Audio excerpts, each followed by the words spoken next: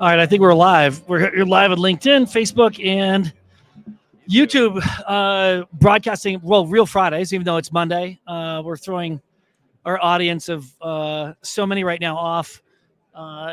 That we're in Denver, Colorado, here for Real Fridays at the Mortgage Bankers Conference, and here live. We're not together all that often, actually. So this is the first time in since the Housing Wire conference, actually, that we in Austin, Texas, or is in Dallas. First live show in probably almost a year. But IMB. That's right. That's right. Yeah. So I got here this morning. You guys got here last night. Like, have you attended any sessions yet, or primarily just I went meetings? to I had a few meetings this morning. Last night I went to one of the big receptions, the I guess almost like main welcome session sponsored by Ingenious and a bunch of other folks that we know well. So that was fun. And then meetings today, meetings with Jeremy Potter for lunch right before this. But tonight seems to be when a ton of things are happening, dinners, receptions. And then tomorrow, NewsZip's hosting a dinner and inviting some of our partners. Yeah.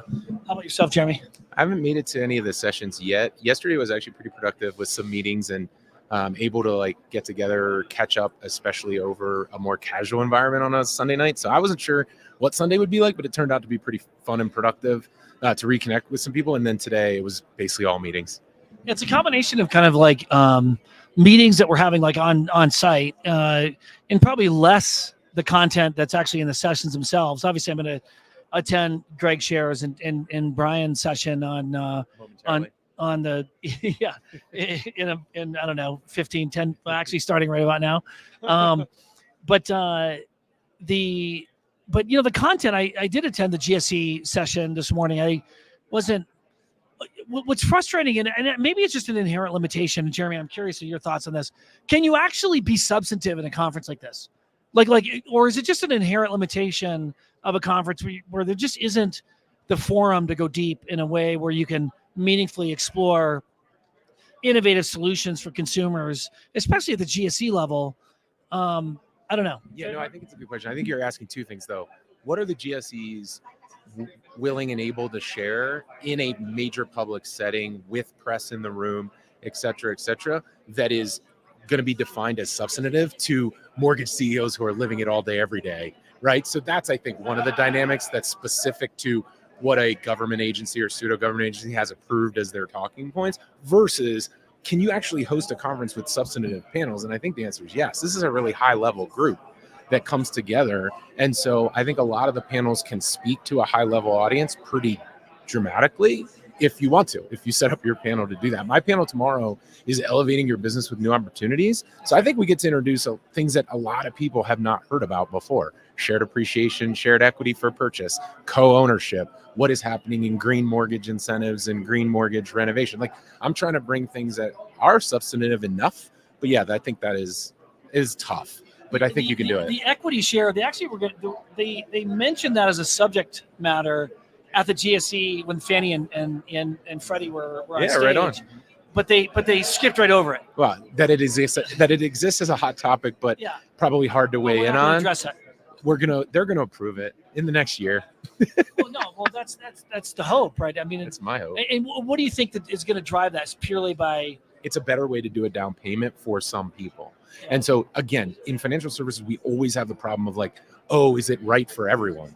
And sometimes when a product's not right for everyone, it does struggle. Yeah. And this is a product that is right for enough first-time home buyers that it should be it's a de-risking liquidity play, if you want to speak about it in our terms. For a first-time home buyer, you have to bring less cash to the table and you get in the game and you get starting to earn equity earlier. And those are the two big things. And so I think those are my reasons for thinking that it will get approved ultimately.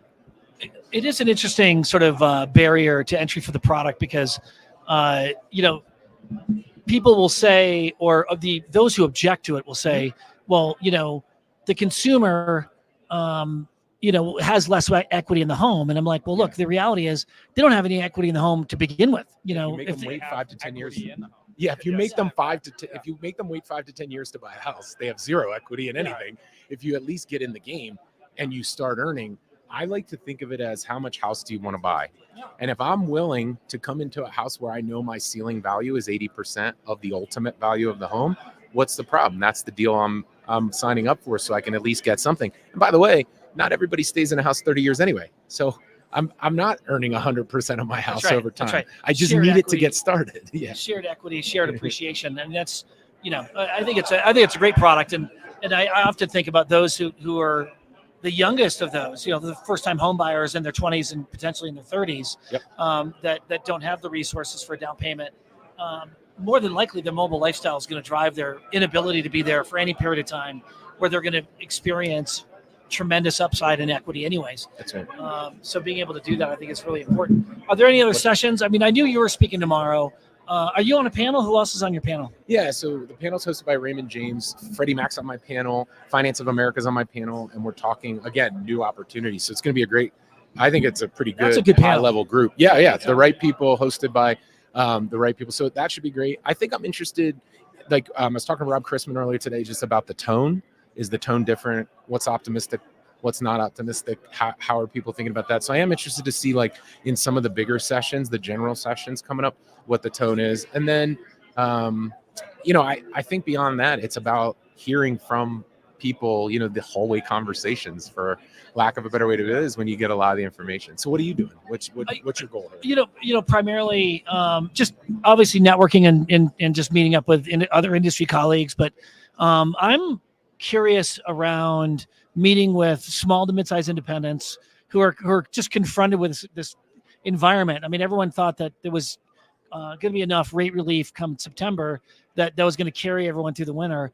And the reality is that's really not going to happen. And so the question is, what's the best strategy going forward to position your company and your team and your employees that have worked with you for 5, 10, 20 years for the spring and the summer of 2025, if they can make it there, right, without having to downsize. Let me ask you a question. How much would this be a big deal to you in talking to those companies and thinking about your company versus I'm trying to find a trend that's not a real trend? And here it is. We've, for a long time, maybe 10 years in this industry, had one product in workflow or the other. It's been refi or it's been purchase. It's been refi or it's been purchase. We've gone back and forth a few times. Now it feels like the next 6 months, at least, maybe the next 12, is actually a mix.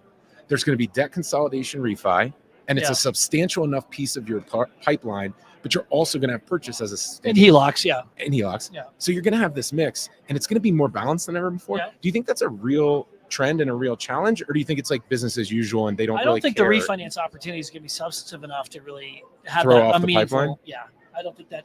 We saw a pretty substantial, 30-40% jump in application volume in early September. Within that application volume went back down pretty is almost as fast as it went up. So I don't see that. It's going to be just a very anemic purchase market through the winter.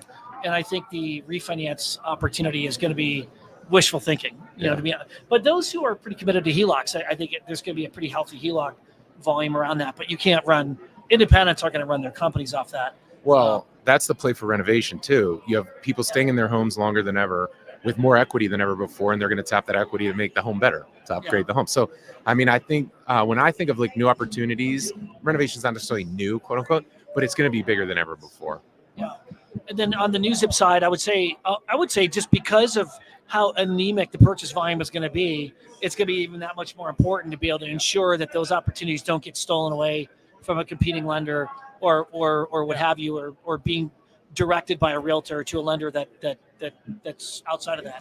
Yeah, for sure. I mean, there's a few different pieces that we're hearing a lot about, but we've never had more lender interest in new zip. Part of that's just we've been in market longer. We have more case studies out there. We have more references, things like that. Like normal course of business at a startup is selling the 40th partner is easier than selling the first partner, right? But no, I'm hearing a lot of companies that even, we talked about this last week, I think, Rick, a lot of depositories that were not extremely focused on purchase over the last couple of years are building out purchase specific, either direct to consumer, actual purchase operations that had either been shut down or slowed down dramatically. I'm going to the Lending Tree Summit in a couple of weeks, and that's a very active lender group there, talking about expanding how many leads they're buying and how many loan officers they're hiring. I've actually heard that it's a very difficult time to hire direct-to-consumer purchase loan officers, which is slightly surprising to me, but a great thing to hear. Something we haven't heard the last year or so. So yeah, out here is really pretty sales and partnership focused for me. I did go to the GSE session this morning.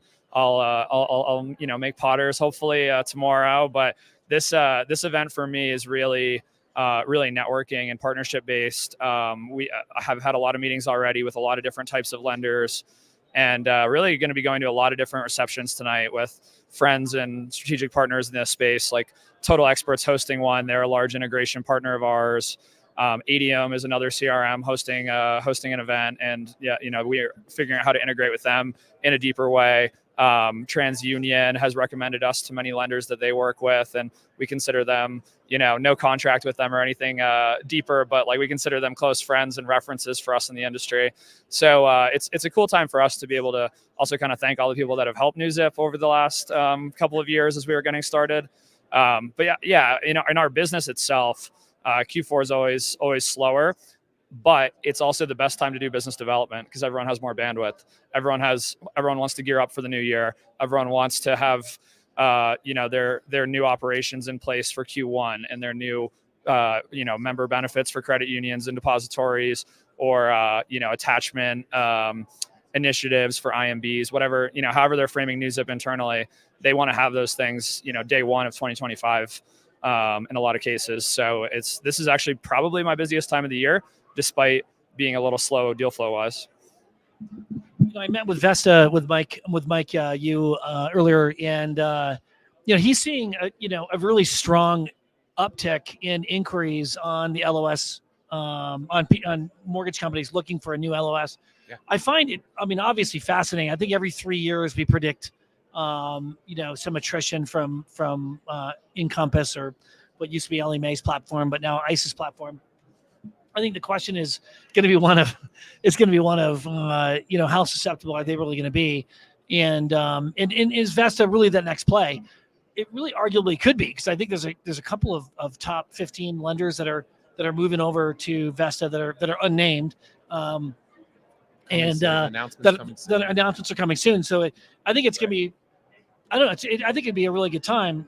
They've burned a lot of cash. They've raised a lot of cash, but they've burned a lot of cash to get there. But I think they have the right technology and product direction for the platform for that. I think what you're saying is when you build technology the right way, it does actually cost resources. Like you said a second ago, when you were trying to get on the Wi-Fi here, you get what you pay for, right? Yeah. Like free Wi-Fi is free Wi-Fi. And I think you get what you pay for when it comes to technology. And, one of the things I kept hearing from lenders this whole year was, whether it was Encompass or Empower, whatever LOS, or a servicing platform, I want to make it as small as possible. I want as few team members on my team in it as possible. And then I'll put this other experiential tech around it.